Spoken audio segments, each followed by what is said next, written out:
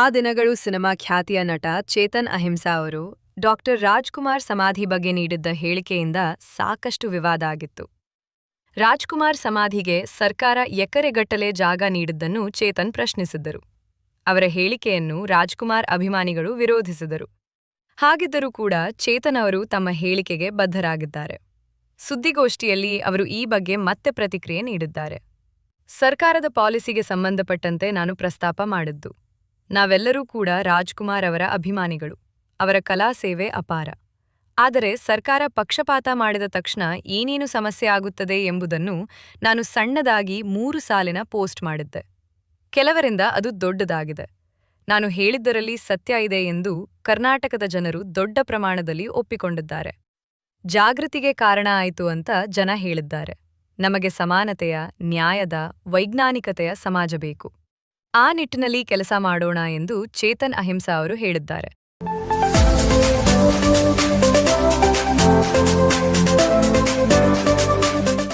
ಪೆದ್ದಿ ಚಿತ್ರ release ಆಗ್ತೋದೋ ಇಲ್ವೋ ಅನ್ನುವ ಸುದ್ದಿನೂ ಇದೆ. ಇದರ ಬೆನ್ನಲ್ಲಿಯೇ ಪ್ರಮೋಷನ್ ಕೆಲಸವೂ ನಡೆಯುತ್ತಿದೆ. AR ರೆಹಮಾನ್ ಸಂಗೀತದ ಹೆಲ್ಲಲ್ಲೋ ಹಾಡಿನ ವಿಡಿಯೋ ರಿಲೀಸ್ ಆಗಿದೆ. ಹೈ ಎನರ್ಜಿಟಿಕ್ ಸಾಂಗ್ ಇದಾಗಿದೆ.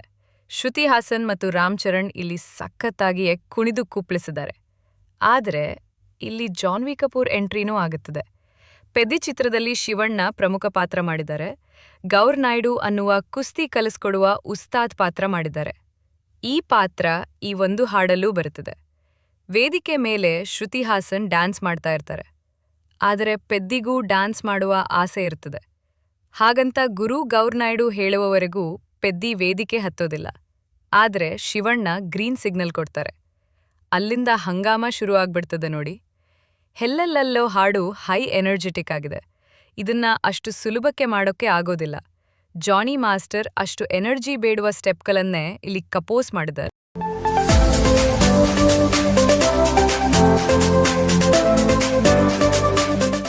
ಬಿಗ್ ಬಾಸ್ನಲ್ಲಿ ತಮ್ಮ ಸೌಂದರ್ಯ, ವಿಶಿಷ್ಟ ಉಡುಗೆ, ತನ್ನ ವ್ಯಕ್ತಿತ್ವದಿಂದ ಗಮನ ಸೆಳೆದಿದ್ದ ನಿರೂಪಕಿ ಜಾನ್ವಿ ಇದೀಗ ರಾಜಕಾರಣದತ್ತ ಹೆಜ್ಜೆ ಇಟ್ಟಿದ್ದಾರೆ.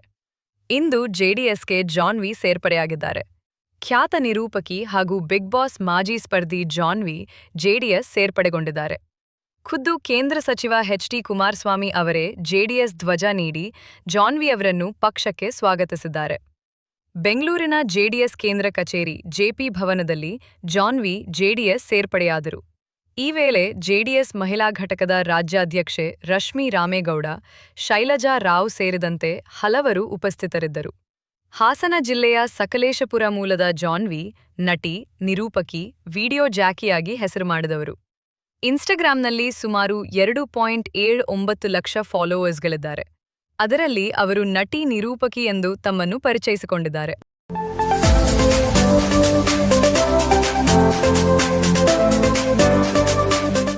ನಟ ರಕ್ಷಿತ್ ಶೆಟ್ಟಿಯವರು ಸಿನಿಮಾಗಳಲ್ಲಿ ಕಾಣಿಸಿಕೊಂಡು ವರ್ಷಗಳು ಉರುಳುತ್ತಿವೆ. 2023ರಲ್ಲಿ ಅವರು ಅಭಿನಯಿಸಿದ ಸಪ್ತ ಸಾಗರದಾಚೆಯೆಲ್ಲೋ ಸೂಪರ್ ಹಿಟ್ ಆಯಿತು. ಸೈಡ್ A ಮತ್ತು ಸೈಡ್ B ಎಂದು 2 ಭಾಗಗಳಲ್ಲಿ ಸಿನಿಮಾವನ್ನ ವಿಂಗಡಿಸಿ ಬಿಡುಗಡೆ ಮಾಡಲಾಗಿತ್ತು. ಸಿಕ್ಕಾಪಟ್ಟೆ ಜನಪ್ರಿಯತೆ ಪಡೆದ ಸಿನಿಮಾವಿದು. ಇದಾದ ಬಳಿಕ ರಕ್ಷಿತ್ ಶೆಟ್ಟಿಯವರು ಎಲ್ಲಿಯೂ ಕಾಣಿಸಿಕೊಂಡಿಲ್ಲ. ಇತ್ತೀಚೆಗಷ್ಟೇ ಕುಟುಂಬದಿಂದ ಪವಿತ್ರ ಕೋಲ ಸೇವೆ ಮಾಡಿಸಿದ್ದರು.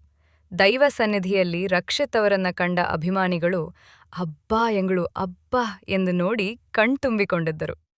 ಸದ್ಯ ಈಗ ಅಪ್ಪ ಅಮ್ಮನ ತುಂಬು ಸಂಸಾರವನ್ನ ಕುಟುಂಬ ಸಮೇತರಾಗಿ ಸಂಭ್ರಮಿಸಿದ್ದಾರೆ.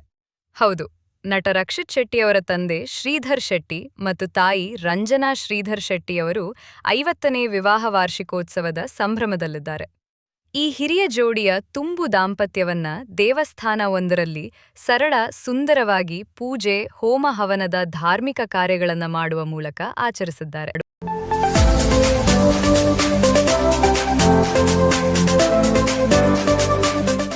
ದೃಶ್ಯಂ 3 ರಿಲೀಸ್ ಆದ ಮೊದಲ ದಿನ ವಿಮರ್ಶಕರಿಂದ ಅಷ್ಟೇನೂ ಭರ್ಜರಿ ಪ್ರತಿಕ್ರಿಯೆಗಳು ವ್ಯಕ್ತವಾಗಿರಲಿಲ್ಲ. ಕತೆಯ ವೇಗ ಹಾಗೂ ಕೆಲವು ಅಂಶಗಳ ಬಗ್ಗೆ ಮಿಶ್ರ ಪ್ರತಿಕ್ರಿಯೆಗಳು ಕೇಳಿಬಂದಿದ್ದವು. ಆದರೆ ಜಾರ್ಜ್ ಕುಟ್ಟಿ ಎಂಬ ಪಾತ್ರದ ಮೇಲಿರುವ ಅಭಿಮಾನ ಹಾಗೂ ಸರಣಿಯ ಹಿಂದಿನ ಸಿನಿಮಾಗಳು ಮೂಡಿಸಿದ್ದ ಕುತೂಹಲ ಪ್ರೇಕ್ಷಕರನ್ನ ಚಿತ್ರಮಂದಿರಕ್ಕೆ ಸೆಳೆಯುವಲ್ಲಿ ಯಶಸ್ವಿಯಾದವು. ಈ ಮಿಶ್ರ ಪ್ರತಿಕ್ರಿಯೆಗಳ ನಡುವೆಯೂ ಸಿನಿಮಾ ಕೇವಲ 72 ಗಂಟೆಗಳಲ್ಲಿ 100 ಕೋಟಿ ರೂಪಾಯಿಗಳ ಗಡಿ ದಾಟಿದೆ. ಕರ್ನಾಟಕದಲ್ಲಿಯೂ ದೃಶ್ಯ 3 ಉತ್ತಮ ಪ್ರದರ್ಶನ ಕಾಣ್ತಿದೆ. ವಿಶೇಷವೆಂದರೆ ಈ ಬಾರಿ ಸಿನಿಮಾವನ್ನ ಕನ್ನಡಕ್ಕೆ ಡಬ್ ಮಾಡಿ ರಿಲೀಸ್ ಮಾಡಲಾಗಿತ್ತು. ಆದರೂ ಕನ್ನಡ ಪ್ರೇಕ್ಷಕರು ಮಲಯಾಳಂ ಆವೃತ್ತಿಯನ್ನ ನೋಡಲು ಹೆಚ್ಚು ಆಸಕ್ತಿ ತೋರಿದ್ದಾರೆ. ಕರ್ನಾಟಕದಲ್ಲಿ ಸಿನಿಮಾ 3 ದಿನಗಳಲ್ಲಿ ಒಟ್ಟು 6 ಕೋಟಿ ರೂಪಾಯಿಗಳಿಗೂ ಅಧಿಕ ಗಳಿಕೆ ಮಾಡಿದೆ. ವೀಕೆಂಡ್ನಲ್ಲಿ ಥಿಯೇಟರ್ಗಳು ಭರ್ತಿಯಾಗಿದ್ದು, 3ನೇ ದಿನವೊಂದರಲ್ಲೇ ರಾಜ್ಯದಲ್ಲಿ ದೃಶ್ಯಂ 3 2.50 ಕೋಟಿ ರೂಪಾಯಿ ಗಳಿಕೆಯಾಗಿದೆ.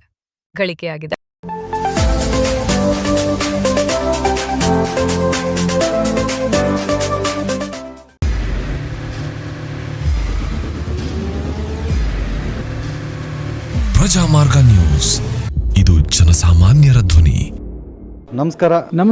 ನೀವು ನೋಡ್ತಾ ಇದ್ದೀರಾ ಪ್ರಜಾಮಾರ್ಗ ನ್ಯೂಸ್. ರಾಷ್ಟ್ರದ ರಾಜ್ಯದ ರಾಜಕೀಯದ ಬಗ್ಗೆ ಹೆಚ್ಚಿನ ಸಿನಿಮಾ ಅಪ್ಡೇಟ್ಗಳಿಗಾಗಿ ಫಸ್ಟ್ ಲೈಕ್ ಮಾಡಿ, ಸಬ್ಸ್ಕ್ರೈಬ್ ಆಗಿ, ಹಾಗೆ ಫಾಲೋ ಕೂಡ ಮಾಡಬೇಕು.